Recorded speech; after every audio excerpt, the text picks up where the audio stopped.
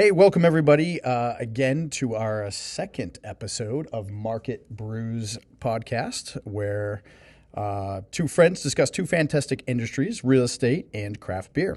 Each episode, we will break down current topics in the real estate world and highlight a new local brewery for your drinking pleasure. So let's talk about some hops and some homes, and again, hit that subscribe button below and stay up to date with all things real estate and craft beer. Again, I'm Matt Murray with Premier Mortgage Lending, and we have... Hey, everybody. Again, T.murphy with Keller Williams Metropolitan and the Granite Life Realty Group. Today we have our guest, Paul St. Onge from Backyard Brewery. Paul's a buddy of mine. I think we probably met through the beer industry to start, I think, probably for the Lake Dock and when maybe I was bartending at Litherman's. But, yeah, then Paul became a client of mine. I helped him with a home sale and purchase couple summers ago, and we've stayed in touch since. So, Paul, thanks for coming today. Yeah, Happy to have you here. Thanks for having me. Tell us a little bit about Backyard before we get into industry stuff and where you're located and a little bit about you guys. Sure. So Backyard Brewery is a brew pub in Manchester, New Hampshire. We, in addition to brewing on site, we also offer a full pub menu, basically food, pizzas, handhelds, sandwiches, everything. Shameless plug for our wings, which I think are the best in the state, personally. I don't think I've had those. Really? And so I'm the brewmaster there, and have been since the start, or I guess the pivot of the old Yard restaurant to the Backyard Brewery. Yep. So we're going on 5 years now, which is insane to think about. It is crazy, and you guys do a lot of events too at the brewery, which is cool as far as your own. I like the winter brew fest is something I haven't made it down to yet, but every time I see it, I don't know why I never get tickets for it. Yeah, Winterfest is a big one for us. We started that right off to sort of celebrate the hearty New England spirit of drinkers. It's the first Friday of December every year. And, we just basically get outside in front of fireplaces and drink craft beer from all of our neighbors and friends and have a good old time outside. Yeah, that's awesome. Why have I not been to this yet? Don't look at me. Got to get tickets fast. It sells out. Yeah, thanks. For 4 years and I've not gone to this event. By the way, this is where Matt, Catherine, Hunter Butler from Cohen Closing, and I do our buyers event once a month at Backyard as well. So you can check out our Facebook pages and our events for that if you want to come to them. They're usually around the 24th-ish of the month on a Tuesday or a Thursday, depending on schedules. But yeah, check that out. We'd be excited to have you there. What'd you bring for us to drink today, Paul? So we brought two styles. We kind of a yin and yang of beer styles right now in the market. First one is Bobby California. It's an old Office reference if you guys are familiar. It is a California Common, also known as a steam beer. So it's a style originated on the West Coast. Amber in color, pretty dry and refreshing, hoppy. Slightly hoppy. And then we brought Shakedown, which is our newest IPA. Awesome. Very hazy and new school, so fruity and very mild bitterness. Yep. And a very much a modern beer, I guess, according to sort of the new IPA trends. Sure. I love the name Bobby California. I didn't know where it originated from. I thought about it in the parking lot when I was coming here. And Robert California, by far and away, one of the best end like characters of The Office. Underrated. 100% underrated. Now, did you say these were new? So Bobby California, we've made a couple of times. Okay. Shakedown is brand new. Brand new. Okay. So, yep. Awesome. Perfect. Looking forward to trying them. What should we pour first? we're going to try Bobby California. Sure. Go for it. All right. Well, you got that going. I'm going to start talking a little bit about our New Hampshire real estate market updates. I'm going to use my phone here because literally the NHAR just put out their updates as I pulled into the parking lot here. I pulled raw data and it was going to be rough, but now we got the real stuff. So, Yeah, pour it. Yeah, we're just going to kind of start right along here. Sorry. No, it's okay. More focused on beer. Sorry, buddy. What else is new? It's fine. Save some for me, will you? There's only 32 ounces in there. Easy, buddy. All right. So we're talking February numbers, obviously. It's just the beginning of March, and happy we have February numbers out already. We'll get the national stuff, I think, on the 18th I looked at. But good to have New Hampshire stuff here today because that's really what we're talking about. February 2001 to 2022. we were down 21% in single-family residential closed sales. So pretty large decline year over year. We obviously know inventory is still a problem. If you're using raw numbers, we're talking 863 homes closed in 2021 to 682 homes only in February of this year. So we talked earlier today, or maybe it was yesterday, we were at 900 last month, so that's a pretty significant drop even from last month. You said that was February's? That was February's numbers, yeah, so 682. So we dropped about 230-ish homes just month to month, January to February in home sales, which is pretty nutty. I do think, we'll kind of get into it a little bit here, but I do think the end of February, we start to see a little bit of an inventory increase, not much, but some. We're still detrimentally low, but let's hope that this March really opens up our spring market a bit early. And again, I just read some data that is showing that that's really starting to happen. Crazy. We thought, 397, 500 was good? The average home sale for single-family residential homes, $405,000 last month. $405,000 for the state of New Hampshire. The state of New Hampshire, $357,000 last year. So it's a 13% increase. Incredible. We were just talking about this, right? Yeah. But yeah, our trend so far for the year. So the year-to-date 2022 average home sale price, single-family residential, $400,000. Insane. It's absolutely insane. It's still 14% above where it was last year. I think just the last podcast I talked about the projections, and they were saying 5 to 7% month to month, and here we are right at that 16 to 14% like we have been the last couple of years. Right. So again, demand. The demand's still there, and again, ridiculous. I just read an article too from NAR. I think that was me. Yeah, I just read an article from NAR. I think it was published on the 4th. They actually, because of the market uncertainty, the Fed dropped the rate about a quarter of a point. I don't know how that's translating to our industry right now, if it is at all, but I did see that because of the uncertainty, they still want to push people to look for homes. And anybody out there that's thinking about potentially selling homes, give me a call because we need all we can get out there right now. Please call Terry and sell your house. Yeah, absolutely.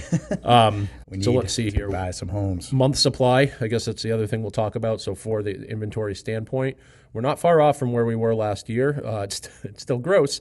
We were at 0.8 of a month last year, and we're at 0.7 of a month this year. So it's a 12% decrease, still detrimentally low.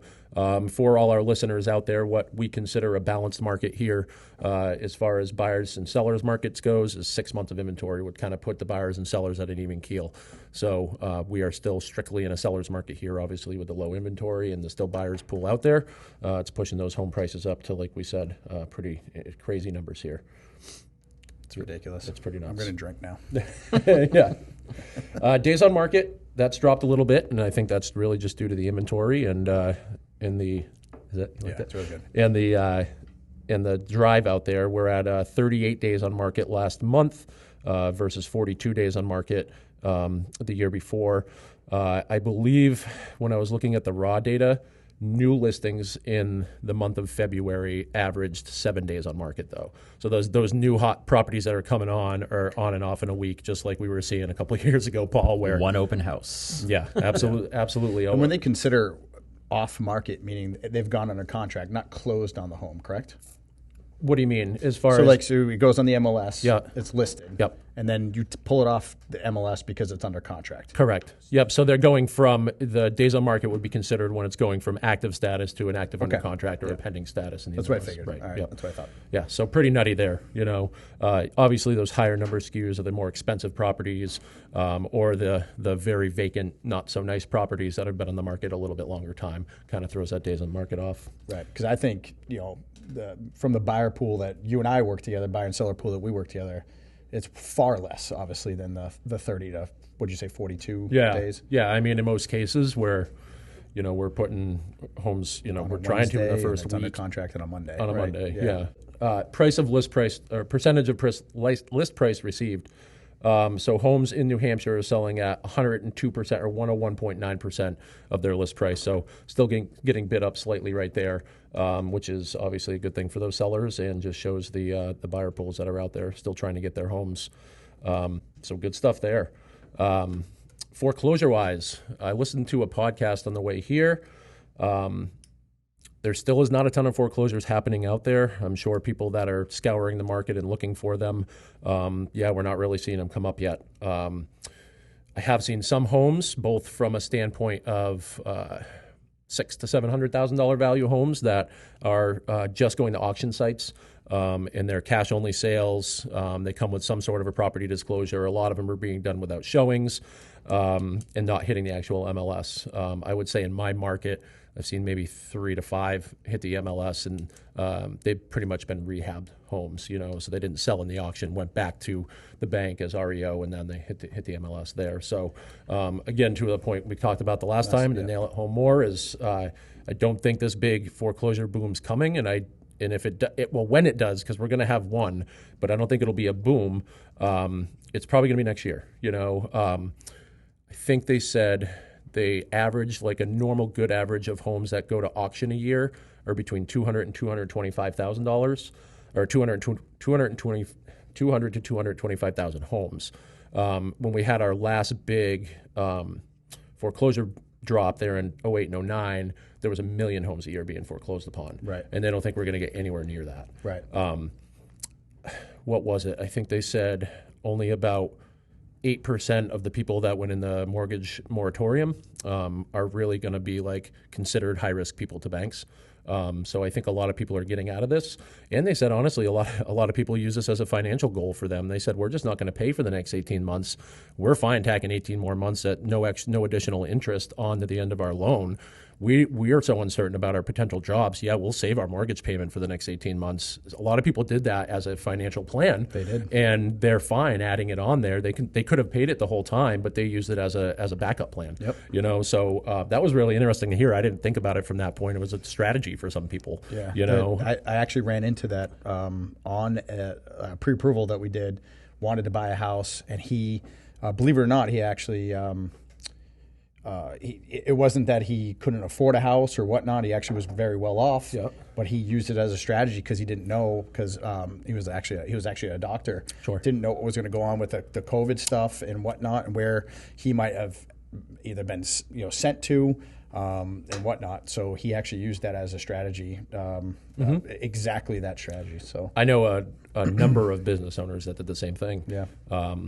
Scary, but at the same time, it's no additional interest, and all it is however many payments you missed added on to the end of your loan term. So, right. I mean, really, it's an extra loan, I think, out there on paper, right? Is that how it shows up, as an additional loan? Yep. But they did a pretty good job at keeping us or keeping those people in check, and keeping them in homes. I think the flip side of that coin would be putting all those people out in the street, and we'd be in a real problem, right? If that happens. So, kudos for them at least making that happen. And again, I wouldn't bank on foreclosures for any buyers out there right now, for at least the foreseeable future. If we hear any updates on it, I'll let you know. But I found a really awesome podcast on multifamilies and investing recently. I've had a couple people really wanting to either start or open up their investing portfolio more this year. So I'm really trying to school myself as much as I can on it, since I've been mostly kind of residential this whole time. It's been interesting to listen and learn about that stuff. Anything else you want me to cover on that side, Matt? No, I mean, that kind of segues to one of the topics I wanted to kind of chat about was still people, I think, right now, even the influx of buyers that we have that's creating that demand, you got a lot of people saying, all right, they are holding off, which I guess might be okay, because how many more buyers do we want to come to this market? Right. But they're looking for, hey, it's got to pop. That bubble's got to burst. And it's, will it? Right. We talked about this on the last podcast where, what is that new normal? Right. I mean, they put all these levers into place to bail people out so they're not foreclosing on their homes. And the only way to really get those market prices to come down is we need influx of homes that are sold well under value to bring that overall value down. And I don't think it's going to happen. No. Maybe, but I don't, at this moment in time, based off of what you just mentioned in your foreclosures, the data for the foreclosures, it's not here. It's not here yet. And it didn't happen. Right. And will it happen? I don't know. We might see a little bit more of it, but. Right. Yeah, I don't think we'll see those home prices going down anytime soon. That's for sure. Again, because with the economy, people are working. It's not like they're not working anymore. Like, there's plenty of jobs out there to go pay for your homes. Right. So One thing, I believe it was Redfin that put the data out. They said that people are like, it's the highest rate that they're seeing of people searching for homes regularly, and not to move to stay in one metro area, but to move to different areas. Right. Because over this last 2 years, we've Working seen from home.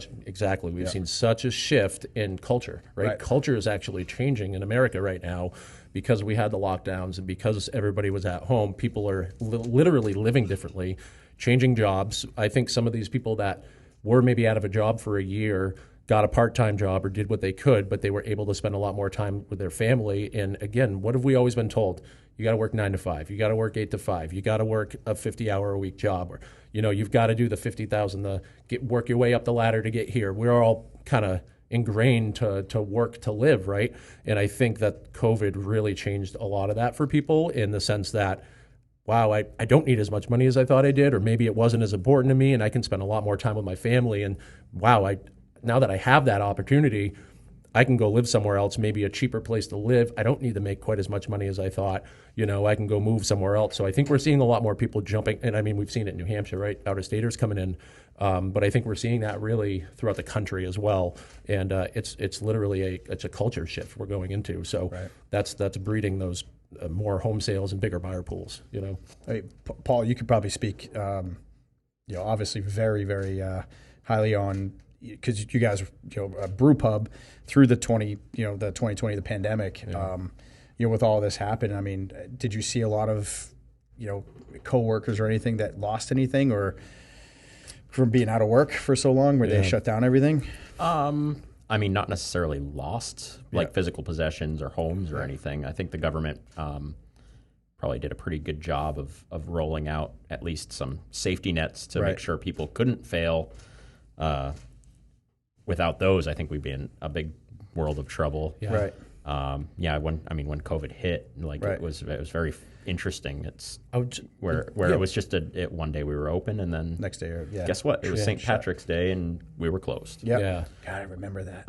We were out the day before, and then they closed everything down. Yeah. So it was we were like the last people to go out. I remember, when everything was sort of hitting the fan, like at night, I remember being in the brewery and people were very weirdly out, like, should we be doing this? Yes, yeah. It's just like... Yeah, because we did. We went out for a brunch. We always do. We get our friends together and we go out for a brunch. And it was like 2 days before they shut everything down. But I remember being there like, should we go home now? Yeah. Like, should we not really be having 4 more drinks at the bar right now? Right. But sorry, I didn't mean to interrupt you. No, it's okay. But yeah, I mean, as a restaurant, we have quite a large employment pool. Right. A lot of part-timers, and unfortunately, as a sort of collateral damage of that, if your restaurant isn't open, you don't have really gainful employment for the part-timers who, those servers and bartenders and kitchen staff. Right. So, I mean, we tried to pivot as much as we could. We the brewery sort of spun off on its own. Right. And fortunately, we were able to, isolate ourselves and switch to sort of a more packaging and distribution model. That's fantastic. Which we were successful with, at least keeping the lights on and keeping our salaried staff busy and gainfully employed. But yeah, we had to lay off a lot of people. Yeah. And thankfully, a lot of them came back. Once things started opening. It was a really rough. It was probably about 10 weeks. I was just going to ask. Before. Was it middle of March to end of May, I think. Yeah. Sure. But yeah, the consumers came back. Granted, we had many more rules, and we did it differently. We basically brought our inside restaurant outside. Mm-hmm. The staff definitely helped. The staff definitely, made some good hay, so to speak. Like, when people came back, people were much more generous, and we were able to at least, get these guys food on tables, with the sort of, the monthly stipend, money coming in from the Fed, like, that bridged any gap, that we had in terms of, the wages that they were making to the wages that they are now making. Mm-hmm. So it was a huge adjustment. Yeah, it was a tough time. And really, we hate laying our staff off. Obviously, that's not something we wanted to do. Right. it was a tough time for everybody. But, I mean, it was happening on in every scale, of restaurant and business, I guess, across the state. But you guys did a great job, and I think maybe when you get back in, at least you had all that space where you could at least displace people inside once you got back in there, right? But yeah, it was weird. Like the restaurant turned into a storage area. Sure. I remember I was still bartending at Litherman's from time to time when they reopened, and it was all outside. Yep. And so I did like the first 3 or 4 shifts, and that was incredibly weird because again, it was the middle of the summer when that happened. So it was like June, and we're in a mask, running from inside to outside, running everybody their orders, which is if you've been to Litherman's before, you go to the bar to get your beer. You're not served at Litherman's, so it was a whole different model for us. But again, it was the pivot. You even made a good beer out of it. Yeah, we did. That. And we made a joke out of it, that's for sure. If you can't laugh at it, you can't do anything about it. Yeah, you'll cry otherwise. Right, yeah. It was I would like to say it was professionally terrifying. Yeah. That's a good term. I like that. But so what else you got for us on the lending side? So so we talked about that the drop of home values where I don't know if it's going to come the way people think it may, like the last time, but it's not everybody. Yeah, Call one of us if you want to talk about it. Call it what it is. Yeah.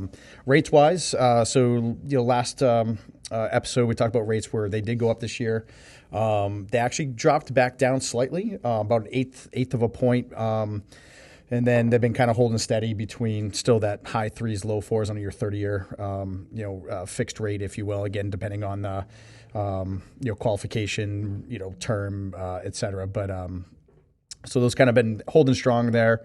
One of the big changes in rates dropping March 15th is second home rates. So your vacation homes, your second home, we used to treat those a lot like a primary. You didn't get basically a rate adjustment for. So for example, if you're buying an investment property, there's always a bigger rate adjustment. Right. It's going to be a higher rate on an investment property than it would be your primary residence. Starting March 15th, second homes are going to be treated the same way. It's going to have an adjustment on it.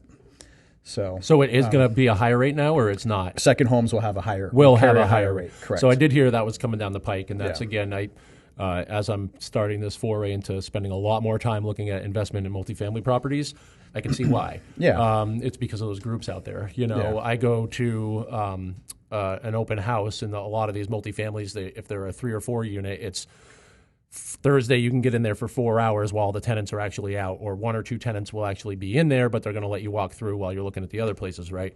And all you see are like investment groups and like banks, that are in there, and they're, I'm sure in some cases paying cash, but for those that are out there, getting mortgages to get these, I think it's trying to slow down that investment piece so that people can actually, normal Joes can get off the street and buy these things. Yeah. So how much of a rate change is it? I'm just curious. I don't know. It's about a point adjustment. So, give or take, right? Sure. So, but it's like, I haven't priced one out recently, so to see kind of exactly where it is. Right. But, again, that second home, it mirrored the primary interest rates. Where I would say the last investment property I did, and again, I can't say because I haven't quoted out an investment property in the last couple of weeks, but it's about a good point, maybe even a 1.5 higher than where you are. But again, historically speaking, it's still very, very good. Sure. But it's definitely a big adjustment because it hasn't been that way forever. So I think there's a little bit of a market shift there where FHFA and Fannie Mae, Freddie Mac.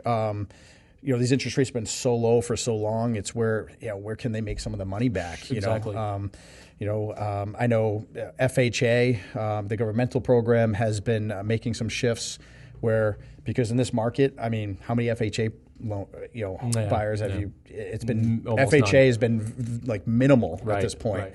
So they're making some shifts and doing some different things to their programs to try to make it more attractive again. So money's flowing back through the governmental programs. Sure. But so we're seeing some shifts that way. But overall, rates have not gone any further since last month. They've been pretty steady where they're at, which has been a good thing. Yep. I think the one thing I read in that article I can't quite remember about are the specifics. But I think they said it was like another quarter point to maybe expect it by the third quarter. Mm-hmm. That's great, right? Yep. It's good to know that if we're going to be roughly around this area right now. And again, the the Ukraine thing may change stuff, but we can't guess that right now. We know that a lot of investors pulled money and then put it back into the Fed, so that's where we got a little bit of a rate drop. Right. Real quickly, I did find some the foreclosure rate, since we were talking about them a lot today, in New Hampshire for January. So we are the 41st most populated state here in New Hampshire, and we ranked 40th for highest foreclosure rate, as in 1 being the highest foreclosure rate and 40 being, 50 being the highest. Of 634,726 homes, 44 went into foreclosure, making a rate of 1 in every 14,500 homes. So really small. That's not going to move the market. Right. Counties with the most foreclosures were Merrimack County, Sullivan County, Cheshire County, Hillsborough, and then Stratford County out of the top 5 anyway, highest to lowest. So just some quick facts, easy facts for people to listen to and understand right there. Very nice. Yep. One other crazy thing I saw, the U.S. Nationally, the U.S. median list price set a record high of $392,000 in February. So that's the highest national average that we've had in February before. So that's again, those prices are just going to continue to go up right now. Right. Yep. So, so I mean, I was going to talk more about programs a little bit, but I think I'll save that for next time, just because looking at the time, beer's calling my name. Yep. Just, I think you guys already finished yours like last time. Close. Back over here. I got to catch up. So again, I just want to touch about rates. Rates have kind of remained steady. Again, haven't gone up. What's going to happen here in the near future? Obviously we get, like you mentioned, the war in Ukraine going on and how that'll affect. We obviously seen it at the pumps, but hopefully it doesn't affect home prices and stuff. So we'll see. Unless it comes down and we can get more sellers on the market, and then I'll be all right with it. But I think they're going to do all they can to keep this this market moving for us. Which is a good thing. And then again, just the overall bubble. I don't think it's bursting, guys. Right. So keep it at that. So cool. Yeah. Any questions? Yeah. Any questions about this stuff? Feel free to call or email Matt or I. We're happy to discuss more of it in detail with you, or if you have any questions on it too. Did you want to add anything about market and just your own insights? I'm the beer guy. No, I mean, I'm happy that I have a house. You happy you bought it? You're definitely don't want to sell it right now. Yeah. Right. Well, I think you probably don't mind where you are either. Well, it quick. Yeah, it's just been crazy. We've lost, just in my neighborhood is a little bit more of a touristy neighborhood, I guess, if you will. I think like 5 out of the 6 houses immediate to my house have gone up for sale and were purchased and sold to second homeowners. Right. Sure. So now I have no neighbors in the winter and lots of neighbors in the summertime. Yeah, absolutely. Is that good or bad? I thought it would be really good, but like the winter, it's like boring. Deliverance type boring out there. There down is that road, like nobody. Apocalyptic. Yeah. It's like man. It is a pretty cool little drive down there. Nothing but black. Just nothing. How's the neighborhood care road going for everybody? I don't know. It seems to be Works fine. Yeah. We don't have too many problems. Like I said, I don't see anybody. So right. if there was a problem, I don't know if I would know about it. Right. That's perfect. Let's talk about the beer, Matt. What are your thoughts on it so far? I've only taken one sip, so hang on. Let me. So I'll talk about it a little bit. It's really good. It's great that you brought a steam beer and that you're making a steam beer, because I don't really feel like it happens a lot in New Hampshire, right? So, the West Coast style, or the West Coast origin of it, kind of, I feel like it stayed over there. It didn't come over here a lot. The only steam beer that I can recall that some people may know would be that Anchor Steam. Right? Because that's the big one. When you go out to San Francisco, you go have that. Tell us about the style, a little bit about the definition of it and stuff like that. Yeah, can I? So like on our last episode, again, I called myself out for being a lover of beer, but have zero knowledge on, stylistically. Yeah, styles is, and more or less I get that when I order one, I get kind of like, I know what that one's going to taste like, right? Like, all right, well, I know what that's going to, but as far as what goes into making the beer. So steam beer didn't come up. So what is a steam beer? I'm a hipster at heart, so I like obscure things. A steam beer is sort of an old historical style. Anchor Steam is a brewery out of San Francisco that sort of pioneered the style. But it was it's essentially there's 2 types of beer, lager and ale. Lager is cold fermented typically. is how most consumers denote it from ale yeast, which is warm fermented. There's obviously many more differences between the two. Steam beers and alt beers specifically are sort of in the middle. So a steam beer is a beer used or that uses lager yeast but ferments it warm. So they're opposites. Oh, okay. And sort of the end result is sort of this fruity. It's got a little bit of a fruity yeast, not twang, but note to it. Otherwise, it's pretty typically traditional of a light amber ale. Right. Yep. Yep. It's got a pronounced bitterness. It's got a pretty clean glass look. Should be able to see through it at least to a certain extent. And it should be pretty dry. Yeah. That's very good. And it's as a brew pub at Backyard, we try and sort of cast as wide a net as we can across styles. Because we have families that come in and beer drinkers that might not be super educated or into the sort of the newest trend, the newest fad beers. So it's pretty important for us, at least to me, to try and keep beers on tap, or at least a few offerings on tap that are very approachable and pretty easy drinking. Yeah. And this is one of the styles that I sort of gravitate to, along with like Kolsch and other lighter beers. Yeah.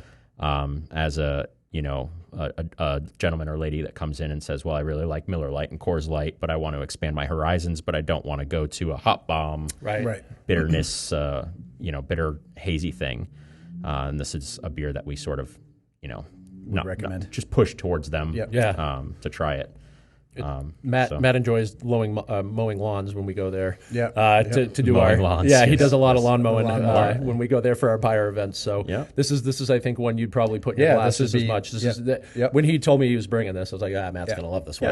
It's good. It's a little bridge to broadening horizons for craft beer, I guess I like to say. Yeah. What's your top selling? Always Lazy Days. Yeah. Always. Yep. Yeah. Every week since we've been open for 5 years, it's been Lazy Days. Sure. That's our sort of flagship New England style IPA, so hazy IPA. Yep.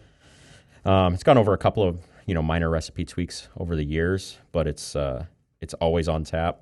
It's favorably reviewed and looked on upon. Yeah. And it's also happens to be the most popular beer style in America right now. Yeah, right. So it's I think one thing that's just general. It's such a drinkable beer. We talked about it a lot, like with Misguided Angel last time. Lazy Days falls right into that category with me, where it's just a beer I could literally. It's not too strong. It's strong enough. It's got great flavor. It's smooth. It's got a great mouthfeel to it. But yeah, I can understand that. When COVID did hit and you started to push the beers out a little bit more, I was pretty psyched once the Lakes region started seeing it. We'd see the lawnmower, and then occasionally Lazy Days would make its way up there. And you had another lager, Island Lager, I think. Island Hopper. Yeah, Island Hopper, that we see quite a bit up in the Lakes region too. So that was exciting. I was very happy to see Backyard work its way up there, especially for a guy that doesn't get down to Manchester as much as he should. Yeah, it's a little hard for us, just like in terms of it was. We're very gracious grateful. Excuse me. That the beer stores and the distribution network sort of embraced us while we were in COVID. Right. But basically, because we're a small brewery, once the restaurant opened back up, we had to take all of that stuff back. That's what I thought. Yeah. And I kind of feel bad, like you can't supply both ends of the business, with the size that we're on right now. It's huge. Yeah. But yeah, we're very happy with how our product did on the market floors outside of our brewery. Right. I get it's a bummer to hear that, but it's good for you, right? Like it's a good problem to have. Yeah. You want your product to sell, and in the brewing world, every ounce of beer you can sell in your own facility is 3 to 4 levels higher margin that you can make on it. Sure. That's just a fact of no-brainer. It's just a matter of numbers. Yeah. Less hands in the pie. Absolutely. Yeah. Do you have any specific retail spots that you guys still just distribute to, or is it mainly right now? It's all the rest. Yeah, it's pretty infrequent, honestly. I'd love to give you a list of 4 places or 5 places. We do drop to beer stores when we do canning runs, but Again, because we're a pub and we typically sell most of our product across the bar top. Yep. We don't sell a lot of. We don't have a huge presence in beer stores. Right. Obviously, when we do have packaged beer, we sell to the Packy, the beer stores in Salem and Nashua. I'm positive I'm forgetting some too. Greg and Jane's out in Epping.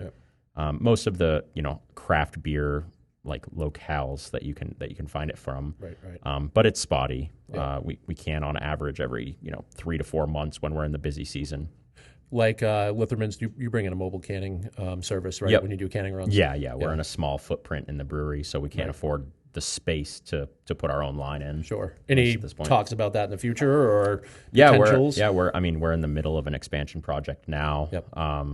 Which is want to talk about it? We'd love to hear about sure, it. I wasn't yeah. sure if it was a discussion we could have today. No, yeah, we're expanding into Derry in a dedicated production facility, so we'll be able to package and distribute beer on a much more wide scale, not necessarily a large scale, Sure. but still a local presence and something a little longer, a little further out than that. Yeah. We'll also be able to supply cans to our pub, which we really can't do that's very reliably either. Right. But relevant to your market talks, construction costs are just outrageous, and not even costs, but just lead times. Yep. It's been quite a challenging couple of months just trying to even get a little bit of clarity as to when we're slating to break ground, when we're slating to open, when we're slating to get materials, right? And then we have for example our subcontractor can't provide us an accurate estimate on the whole project because there's several trades companies that are essentially doing the grocery store lobster equivalent of just setting market price when you build it. Right. Yep. So we have no idea what it's going to cost until you get to the time that it's actually being installed. Sure. That's crazy. How do you budget for that? Yeah, As a business owner, that's a tough pill to swallow. Right. Yeah. So I just read right here again from NAR today that speaking of bottlenecks, material bottlenecks, furnace parts are going to be the next bottleneck for us homeowners. Repair companies are struggling to fix and replace furnaces, boilers, and other heating and cooling equipment in both residential and commercial sectors. It's the latest category to join a growing list of shortages. Where was the other thing? Builders reported that material costs for these units have risen over 20% compared to a year ago, as of right now as well. So, just another piece to disrupt, especially that'd be big here in New England, losing your boiler and not being able to get that puppy fixed, especially in the winter. Yeah. Right now it's terrible. March, right? So, speaking of that, it's nice to have some sun out there recently. I agree. All right, so tell us a little bit more about the project in Derry that's coming up. So it'll be a tasting room, a little more brewery oriented than our brew pub, which has a full menu, mixed liquor, wine bar. Right. Our tasting room will be much more beer centric. Beer and other craft alternatives. Sure. So sweet. We're hoping to get into the hard kombucha avenue too. Try and bring that out to the East Coast a little bit, which is pretty popular on the West Coast now. Huge out there. But yeah, we'll offer beer ciders, and probably some hard alcoholic seltzers of some sort, whether that's ours or someone else's. Sure. But draw the line pretty much there. Keep it no liquor. Yep. And we're actually partnering up with the owners of Tuckaway Tavern and the Hop and Grind franchise, the Marcotte or Bobby Marcotte and Paul. Yep. And they'll be putting in another concept restaurant and butcher shop in the same building as us. So the general gist is pretty. They'll hold basically a burger counter. Yeah. Pretty simple menus. Sure. We'll hold the liquor license and do beer and other craft beverages on our side, and the center will be, for the lack of a better term, sort of an adult food court, where you can sort of enjoy one or both. Sure. In a sort of congregational space, so cool, communal space that bleeds out into a pretty big patio. Sweet. I cannot wait for that. I know a ton of people that since it's been released have been super excited. And it's right on Broadway, so it should be right in downtown Derry. Gets a lot of foot traffic and car traffic. So hopefully in the next couple of years, we can get this building built. Right. Yeah. Good luck with that. And I'm super excited for it. Big fan of Bobby's food too. I mean, he's absolutely amazing. I think he was just on another Guy's Grocery Games or one of his. He's everywhere. He's man. all over. He never sleeps. Yeah. Like, he was in Miami for another one of Guy's. I don't know how he does it. He does not require sleep. No, I don't understand it. And everything he does, he tends to kind of knock the ball out of the park. If you haven't been to Hop and Grind, that's a great place to go and get some foods for sure. He is a relentlessly dedicated guy. Yeah, absolutely. So great. So yeah, hopefully we see that sooner than later. But I think everybody understands that what's going on right there with supply and demand shortages and just pricing is out of control. Yeah. Just to look at the price per square foot to build new construction right now and stuff's insane, but houses are still selling, Want to move into this other beer? Am I behind you guys now? Yeah, you're way behind. There's a little bit left if you want to have, but I figured we'll revisit it too. One. Yeah. So this definitely revisit it. I saw that you guys did the word of the day on the agenda. You like that? Yeah. So we're mouthfeel. Yes. So I figured I'd bring the 2 beers on my tap list that have the most different mouthfeel. Yes, I think that's a great point. So mouthfeel. Yeah, let's talk a little bit about mouthfeel. And I don't know if you have an actual description to give us. The Merriam-Webster's Beer Dictionary of mouthfeel. No, it's essentially how the beer feels in your mouth. It's a literal definition. There's a few aspects to it. First one is the body of the beer, we call it. Viscosity is another word. So thick, thin. There's several different ways that you can sort of manipulate that in the brewing technique.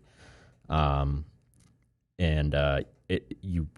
desire certain characteristics in certain beers. So, for example, this beer Shakedown is extremely full-bodied. It's a pretty heavy beer is another word you'd kind of use to describe it. Second aspect's carbonation. More bubbles equals a little more bite on the tongue and gums. This is a low carbonated beer, whereas Bobby California is extremely high carbonated beer. So you can sort of tell the two differences. They play off of each other. Absolutely. And second is finish. So when you swallow, does anything stay in your mouth? Do you feel anything? Does anything coat it? Do you have a flavor that lingers? Those all attribute to mouthfeel. And again, depending on style, you really want certain characteristics of that. So with a California Common or a steam beer, you really want a pretty dry finish. You want a pretty high bubble level, high carbonation. You want that effervescent feeling of it. Right. You want the beer to be a little light, especially novice beer drinkers. You want something to be approachable, comparable to your macro beers, your Bud Lights and things like that. Right. And then you have sort of the antithesis of that in hazy IPA, which is like, oh my God, I want to drink syrup. Right. It's not necessarily sweet, but it's got that sort of big viscous feel where it just kind of stays on your tongue forever. Yep. And very smooth and silky, like that sort of velvety flavor. That's kind of is what we try and go for with that. Right. That's just, and it's pretty wild because that's all just consumer driven. Sure. Consumers really want soft, smooth, extreme low bitterness, extreme low carbonation beers lately for some reason. It's just that's where the demand is driving to. I agree. I think that like hoppy hazy pale is getting so much more. That 5.5 to 6.5 is going to be kind of bigger going forward. It was that 7 to 8.5 and 9% that people have been, I feel like, loving the last few years. And personally, I think people are going to start drinking a little bit lower ABV stuff that still has that similar mouthfeel. Yeah, I think I'm going to go back to school. I'm going to go back and get a degree in brewing beer. Well, the joke's on you. None of us in actual brewing industry have degrees. Yeah, I know, but I feel like now we're the garbage men and women of the trades. Yeah, but you do it very great. Yeah, and that's the thing. I mean, just so much. It impresses the heck out of me, or the hell out of me. We can swear in this podcast. Yeah. We talked about this off air. Yep. But it, again, as much as I love beer, just hearing this just makes me like, God, I love beer even more now. Like, what the Well, it's like anything, right? so Like great. once you start to get more or learn more or have more of a passion for it, you're just like, there's this door opens of so much more than you knew, right? And I think that's having small breweries in the state and craft breweries, is huge because although a lot of places can tend to brew the same styles, it's different takes on those styles, or it's the same styles, but it's their hop blend or it's their malt blend or whatever it might be. But with the mouthfeel thing, I think one thing that I find with this, right, is like the dryness. Both beers finish dry, but this is more of a bitter kind of dryness, whereas I feel like the carbonation from the steam beer is really what helps dry that out. You get a little bit of bitterness at the end, but nowhere near like what you're getting from this. Yeah, and typically we don't try and make super sweet beers. Right. It's just my personal preference. But Sure. There's a lot of great sweet beers out there, but I typically like to swallow a beer and then move on to the next sip, Right. rather than just have it sort of lingering and stay on the tongue. But yeah, every brewery is different. Every brewery can do the same thing and taste different and come out with a different result. Right. That's kind of the fun of it. One of the big things we talked about with Doc is the difference in yeast. You can take the exact same recipe and just give it a different yeast and ferment, or even the same yeast at a different fermentation temperature, and you're getting two different products in the end. So it's interesting to do that. So with your like recipe compilation, how do you go about it? Do you look at it as in like, here's the next style I want to brew, and here's what we got? Do you look at the market demand? Is there how do you go about making your next beer?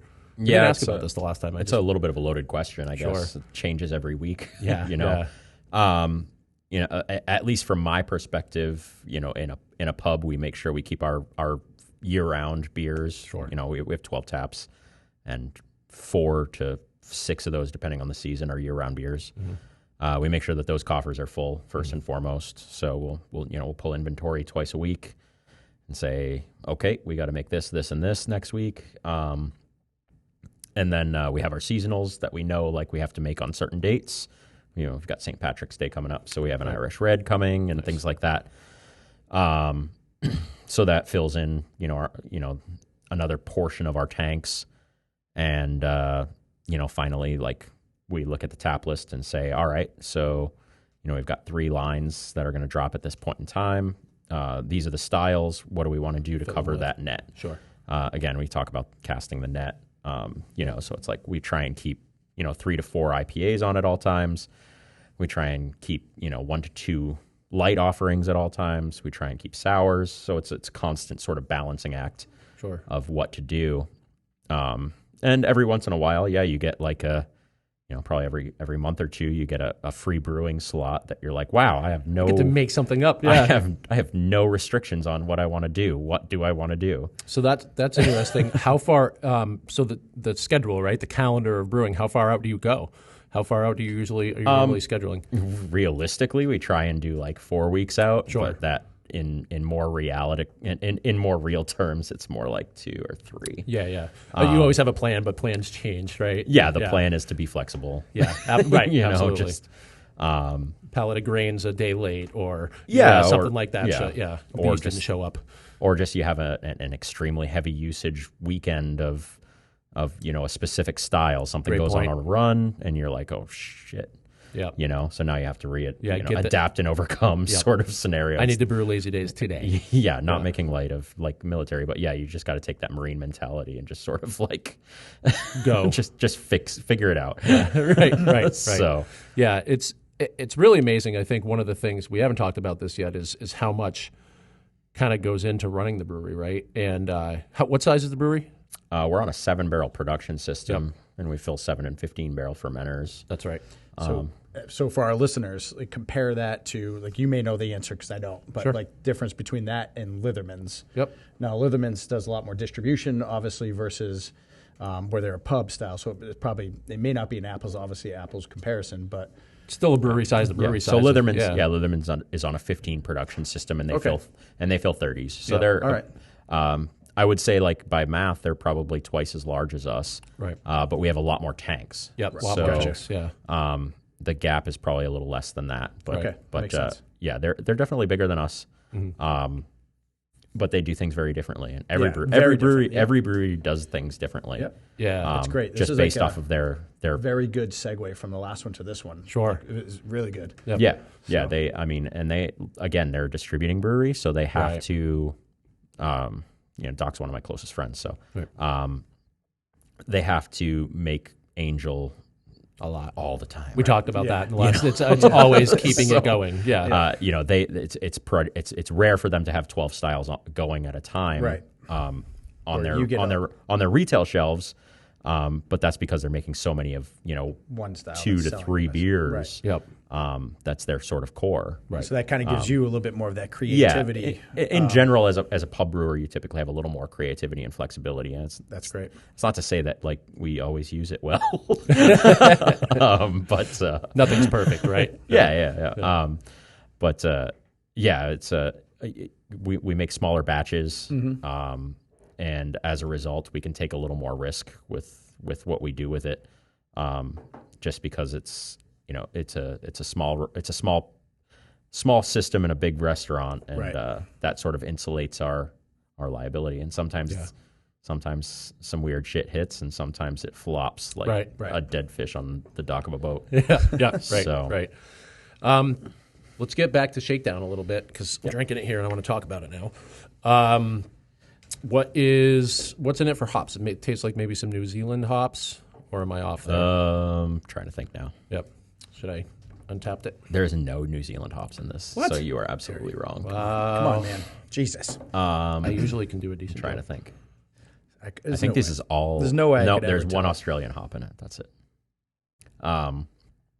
So this is actually a hop combo. It might not even be on Untapped.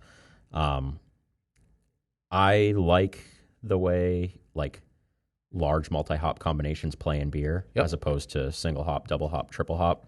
So I think this beer has 5 hops in it. Nice. This is really good. I feel like I it love just it. sort of it sort of mellows out some of the harsh tones of some of the hops in it. Like for example, this beer is pretty heavy on Mosaic, but I personally don't like all Mosaic beers. Or El Dorado, Galaxy, Amarillo, and Mosaic. Does that sound right? Yep. Or is there maybe one more missing? El Dorado, Galaxy, Amarillo, Mosaic, and Citra. Citra. Perfect. Yep. I got the Galaxy right. That was Australia, not New Zealand. Yeah, you're right. You're right.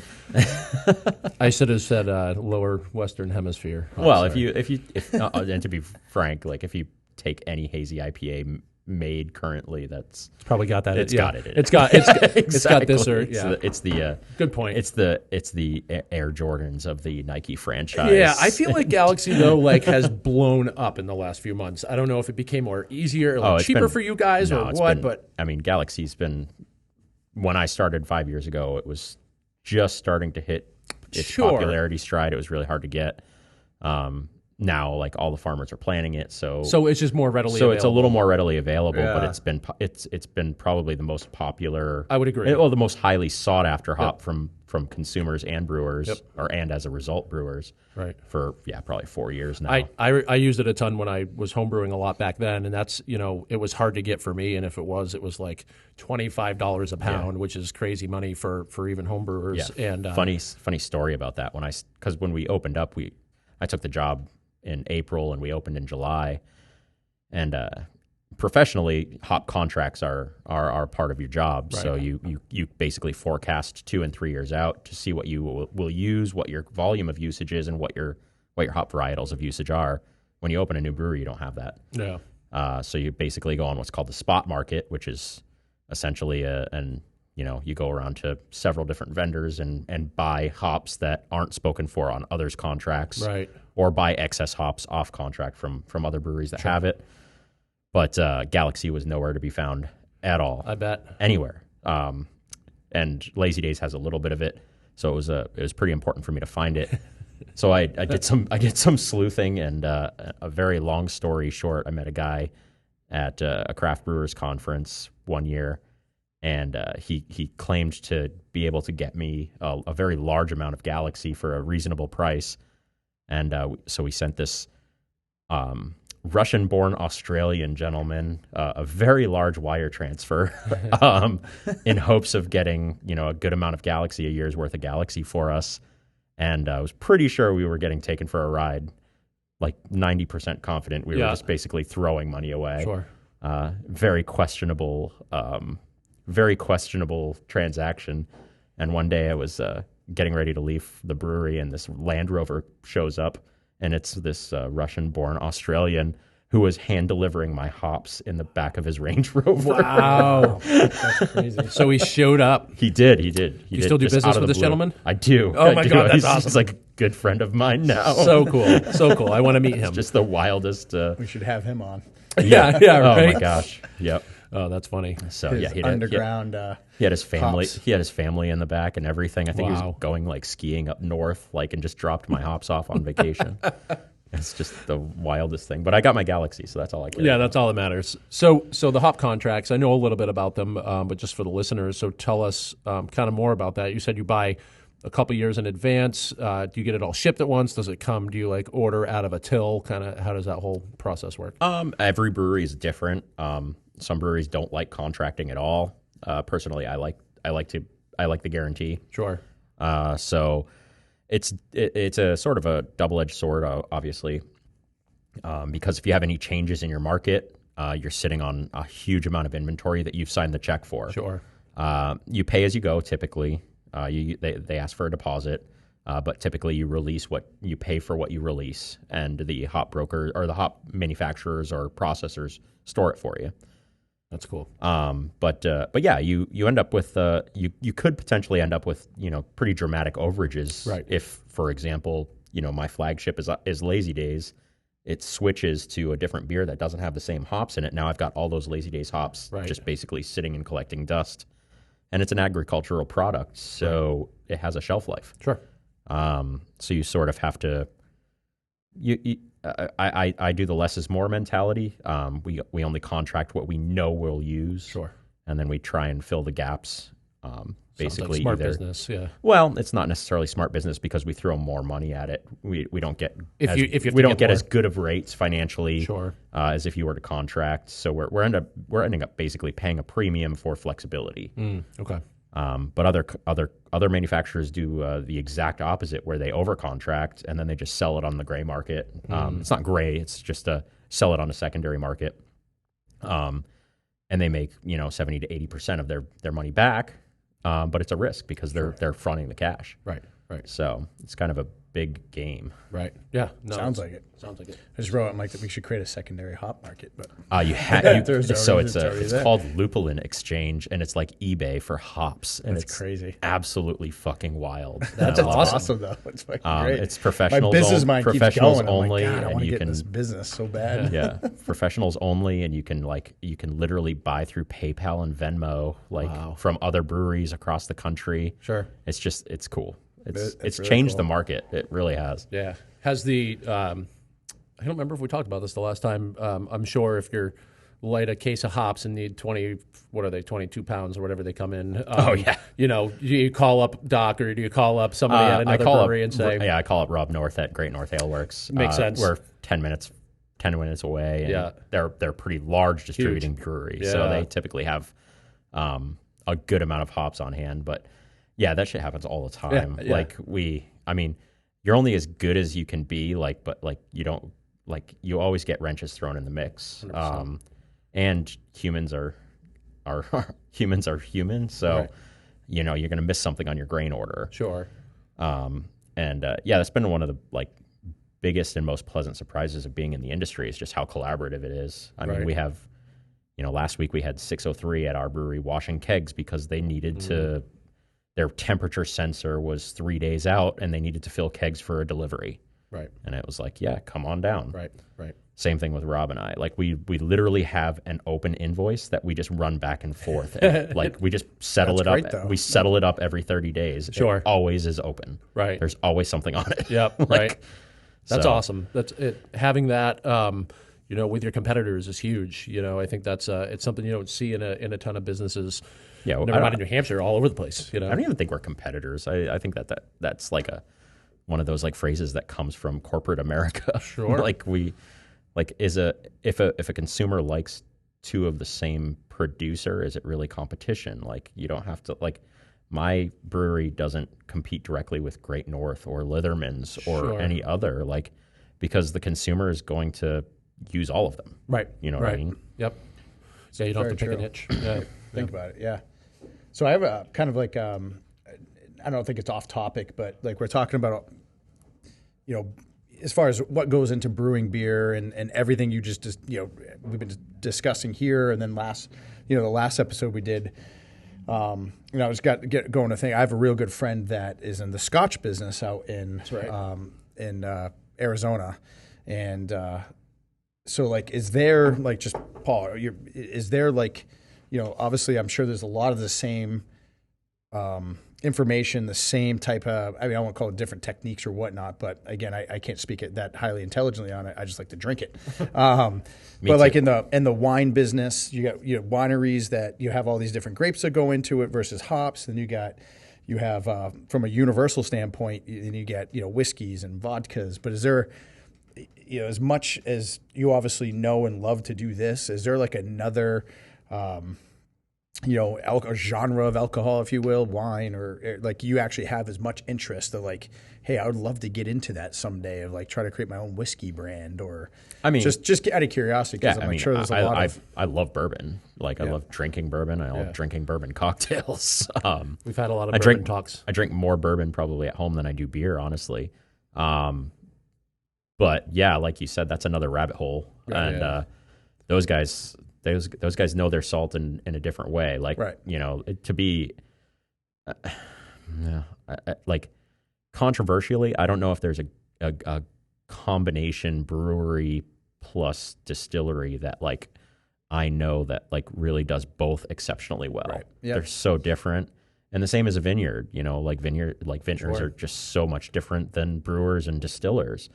And we all have obviously immense mutual respect for everybody. Yeah. No, it's just. But yeah, I mean, just like, you know, distillers, not only do you have like your wash, like your mash and distillation process, but you have your barreling. And I mean, that's just, that's, to me, that's like black art. Like, I mean, that's like and Allagash does it really well, specifically, but like their barrel program is just so in depth and involved, where like they've got actual people on staff that know like characteristics of specific barrels, and we're talking thousands of barrels. That it's fascinating to me where they can blend, you know, barrel 127 with 323 and 597, and they make this just amazingly complex and wonderful spirit or beer or elixir. And I just look at that and I'm just like, yeah, okay. It is insane. I'm just gonna throw some malt in some hot water, and we're gonna hop the shit out of it and hope for the best. Right. Cool it down and put some yeast in it. See it in a couple weeks. Right. Taste test. So, that's I mean, I would, sure. I would love to be a master distiller down in Kentucky making these like bomb ass bourbons, but that's just not my wheelhouse. Right. Yeah. So, and I have no interest in the fascination of this. Like, this is the second, you know, podcast that we've done or episode we've done on this, and I was blown away on the first one just from the more of the high level review, and we've kind of dialed into, you know, we talked about mouthfeel and like the everything that goes into the thought process that goes to brewing a beer with the mouthfeel. Like, we didn't talk about that last time, so it's just got me. And then I started thinking about all the different alcohols I love drinking, vodka and whiskeys and bourbons and wine. I mean, I'm not an alcoholic, I swear, but you know, but it's, you think about the processes that go into all of those, and then it's just it's really fascinating. I mean, it's a craft. Like it's a craft. Really, like you're a mortgage broker and you're a realtor, Terry. Right. Like the amount of the investment that you have put into your field is really the same as what we do. Like, it's not any different. It's just we do it making product that gets you drunk. Right. Like, right. You know, like another thing that I think of similarly to this and spirits is like cheese making too.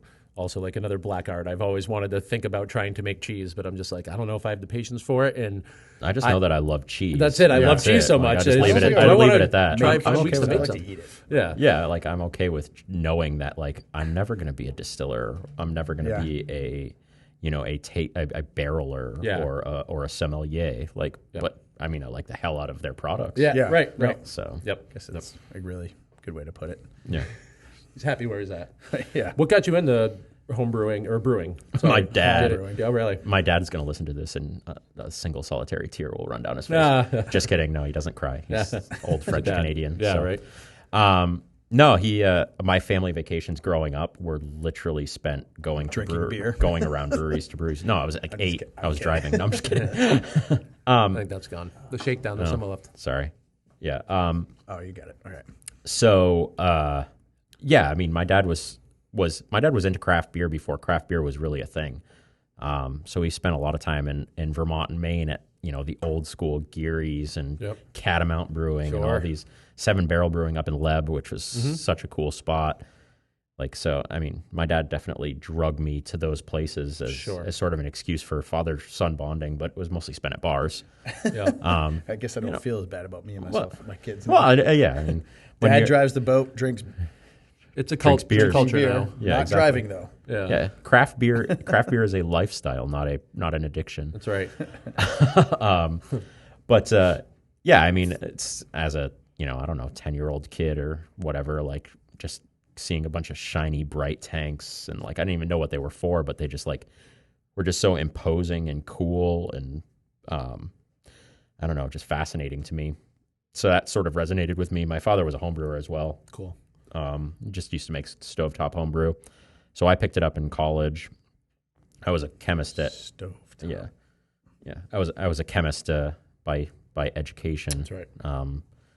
But just sort of always thought it was cool and did it as a very peripheral hobby. Obviously went down the rabbit hole a little bit to a certain extent, made better beer and tried to sort of hone the craft at home, but it never paid the bills. I mean, 10 years ago, you couldn't make a living as a brewery unless you were the owner of it. Yep. Right. Nowadays, that's probably one of the things that like we're I'm most proud of as an industry is that it's actually become a source of gainful employment for people. Yeah. That you can actually make a living wage and we talked about that last and a episode. comfortable living wage on it. There's degrees for a brewery. Yeah, there's degree programs now. Right. Which never existed. Right. Yeah, it's crazy. When I started in 2000, I think I started in 2000, like just home brewing. That like there was no Zimmergy degree. No, there was a couple of places in Germany that you could, pay tens of thousands of dollars to go and learn, and that was it. And then maybe the place in Chicago there, right? Siebel. Siebel. You could go to Siebel, but even Siebel, like it was a sort of like pay for your degree. Right. So you had a piece of paper to get your foot in a door at Anheuser-Busch. Right. That was really what it was. Sure. Right. Yep. So, so worked out of industry for a long time, took an internship down in Mass at the Tap in Haverhill, Massachusetts, another brew pub, and washed kegs for, 6 months. Mm-hmm. They let me in the brewery once, and I was fucking terrified. I guess sort of went down that rabbit hole. Still stayed out of industry. Got worked a gainful job out of that, and sort of lightning struck with Backyard. Mm-hmm. I'd been home brewing on the side still, and it's a weird happenstance, but my wife used to work out with one of the owners at a gym, and she overheard a conversation one day that they were looking for a brewer, and I tell the story, and I still joke with Joy and Marcus, who are the two owners, about it, that I refused to not let them hire me. I made sure they had to. They had to hire you. That's awesome. That's awesome. That's a great story. I would have worked as an indentured servant without pay. Sure, but you were doing it. They were going to let me try it. Well, good job taking the leap and pushing. Yeah, we tried. They picked the right guy. Phenomenal job. Yeah. So. That's a great story. Getting along. I only have one more question, and that's, what is your favorite beer that you make? Personally. Changes seasonally. Yeah. I can't answer that. Yeah, sure. Honestly. Understood. What's your favorite beer right now? I mean, I typically gravitate to light lagers. Sure. I still think Lawnmower is one of my favorite beers ever made. Yeah. I like Lawnmower. It's a good beer. It's my go-to. But yeah, I mean, I would say I've been actually digging this bear, the Bobby California, for a little while. Good. Yeah. As a sort of a interlude to the spring season. Mm-hmm. But I am, a lot of people will say that they're not seasonal drinkers. I am very much a seasonal drinker. Mm-hmm. So my tastes gravitate to the seasons. Right, what's I like happening? big, fat, dark beers in the winter, and I like super light, crushable, Busch Light style beers in the summer. summertime, So, Yeah. so yeah, that's I would say Lawnmower or Bobby Cal is sort of my Main go-to. my go-to right now. Nice. What do you got, Matt? Anything else to finish us up No, today? again, blown away by the educational experience that I get by sitting here. And as much as I love drinking beer and consuming beer, there's just so much that goes more into it that just makes me, now, every time I take a sip now, like, Think about more stuff. Yeah. what's going into this? Well, when we open up our Why I like internship program, I will be happy to not pay you an education. I'll come down. Right. My wife's like, wait a minute, why can't we pay the mortgage right now? I'm like, Yeah. I just love beer. Yeah. Yeah, I got to go sorry. rake the mash tun for, Yep, for Paul. Yeah. Yeah. That's great. Well, thank you so much for coming. We appreciate your this is time. fantastic. Just getting back from vacation, too, and one of his first days back, and he just gets out of the brewery and comes and spends a little over an hour with us. So, Yeah, really appreciate it. No worries. My pleasure. Backyard Brewery, where is it? It's at 1211 South Mammoth Road in Manchester, and that is the Old Yard Restaurant, if you guys are familiar, right down the street from the mall. Great location. In Facebook, Instagram, they got a website as well. Yep. It is Backyard Brewery NH for all of those. Perfect. If you haven't seen them before, Matt and I did a business spotlight there. So, we've done a few productions there. They've been a great partner with us, and Paul's been a great friend the last few years. So, again, thanks so much for coming, man. Yeah, no worries. Monthly home buying seminar that we're holding there. Yep. So if you follow Terry and I on Facebook, look out for those events if you're interested in buying a house or have questions. And then I was going to say something else, and I totally forget now. Never mind. Sweet. Yeah, All right, we're good. Best to end on that note. Thanks Yeah, much. that's Guys, See you later. Ed, Dom, thank you so much for your time, guys. Oh, I was going to say, look out for questions if anybody decides to listen. Yeah, we're looking for more questions. We didn't get as many anything as we that wanted. you guys wanted to, from a craft beer or from that side of things, as well as the real estate mortgage side of things. Yeah. So let us know. We want to answer all your questions. Cheers, guys. Thank you.